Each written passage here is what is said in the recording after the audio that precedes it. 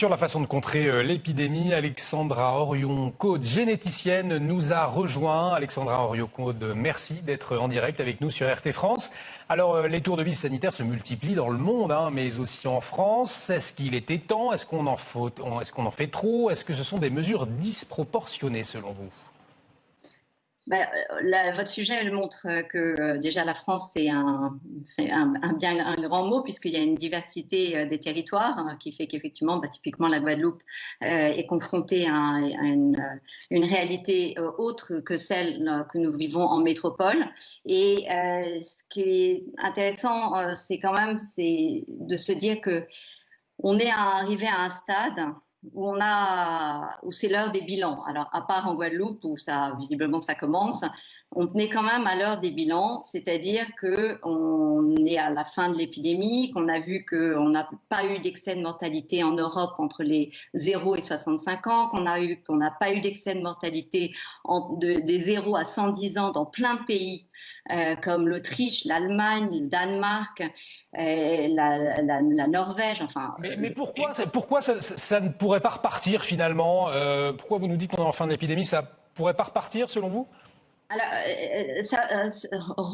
ça repart pas. C'est-à-dire qu'en fait, on est là, effectivement, on a l'impression qu'on est tout le temps en train de nous agiter un spectre d'un fantôme. Alors, qu'est-ce qui, logiquement, risque de repartir comme chaque année à cette saison, enfin, un peu plus tardivement dans la saison, c'est la grippe.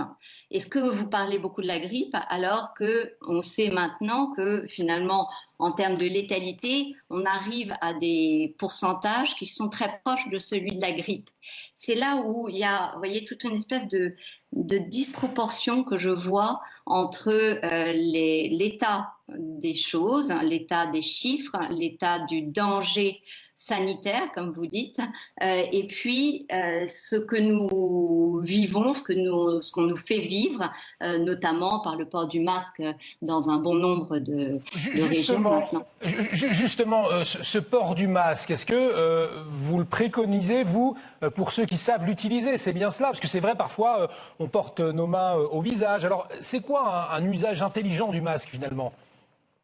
J'ai envie de vous poser la question. C'est que finalement, puisque je viens de vous dire qu'on est arrivé à un niveau de connaissance du Covid qui fait qu'on a un taux de létalité qui est équivalent à celui de la grippe. Est-ce que pourquoi est-ce que vous ne mettiez pas des masques l'hiver dernier quand il y avait la grippe? Oui, non, effectivement, il y a eu cette épidémie de Covid. Vous nous parlez de la grippe, de ce fameux vaccin. Est-ce que ça veut dire alors qu'il faut qu'on se fasse vacciner? Je ne vous parle pas du vaccin, là, je vous parle simplement de fait que chaque année, il y a une épidémie de grippe. Que cette année, en 2019-2020, on a eu plutôt moins de grippe que d'habitude, on ne l'explique pas très bien, mais que dans les faits, on a chaque hiver un épisode grippal. Et justement, est-ce qu'il faut se faire vacciner comme le demandent les autorités? Est-ce que vous êtes pour une vaccination massive contre la grippe saisonnière, celle qu'on connaît, pour finalement davantage identifier les malades du Covid-19? Alors déjà, vous me demandiez sur le masque, donc je vous ai répondu par une question à laquelle vous ne m'avez pas vraiment répondu. Vous m'avez répondu en me posant une autre question sur le vaccin. Ma réponse n'intéresse personne, c'est vous l'experte. Oui, mais l'expert que je suis peut vous dire qu'il n'y a aucune indication, il n'y a jamais eu de démonstration scientifique qui montre un intérêt de porter un masque par des personnes saines pour aucune pathologie dans aucun système. Donc ça, c'est la réalité, c'est-à-dire qu'il n'y a pas d'études scientifiques. Les seules études scientifiques qu'on a eues sur le masque, c'était des études qui montraient qu'il ne fallait pas porter un masque en tissu dans un cadre hospitalier. Et ça a été montré dans différents pays, dans la même étude, au risque de contracter une infection de type grippal. Pourquoi? Parce que, en fait, le tissu permet de faire un petit écran, un petit coussinet où vous risquez de vous réinfecter, de vous auto-contaminer. Donc ça, c'est quand même une chose qui est connue et d'ailleurs que l'OMS décrit parfaitement dans ses indications et dans ses conseils à porter le masque, ce qui fait qu'il ne préconise pas le masque par le grand public dans des lieux aérés. Pour conclure, Voilà. en quelques secondes, vous insistez aussi sur la bonne hygiène de vie. Pourquoi c'est indispensable en ce moment? C'est indispensable en ce moment parce qu'en fait, la saison nous permet de finalement faire une espèce de petite accumulation de notre stock de vitamine D qui est fondamentale dans notre réaction face à des infections respiratoires. Voilà. Donc ça, c'est encore une fois, c'est un communiqué de presse qu'on a eu alors sur le Covid en particulier par l'Académie de médecine très tôt dans la crise Covid et c'est une certitude. Donc cette hygiène de vie, oui, et puis c'est le moment où on peut faire du sport sans difficulté parce qu'il fait encore très beau, vous l'avez remarqué.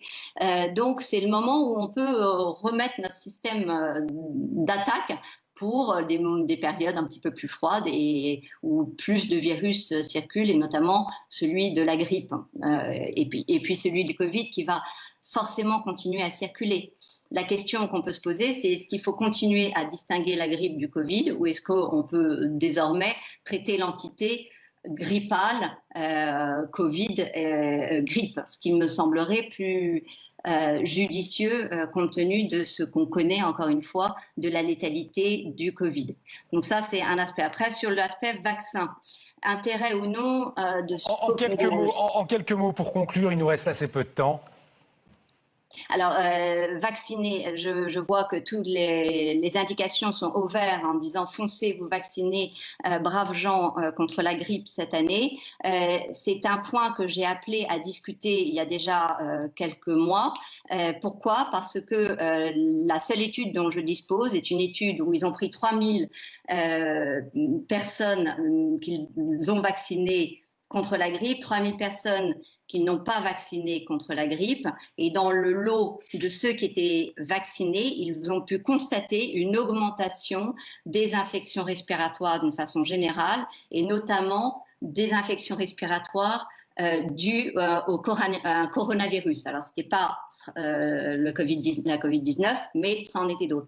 Et donc, ça me semble un point très important à poser avant de se ruer sur le vaccin de la grippe. C'est-à-dire que si vous me demandez aujourd'hui quelle est ma position, je n'en ai pas. Je veux qu'on confronte les spécialistes et cette étude notamment. Merci beaucoup Alexandra Henrion-Caude d'avoir répondu à nos questions. Je rappelle que vous êtes généticienne.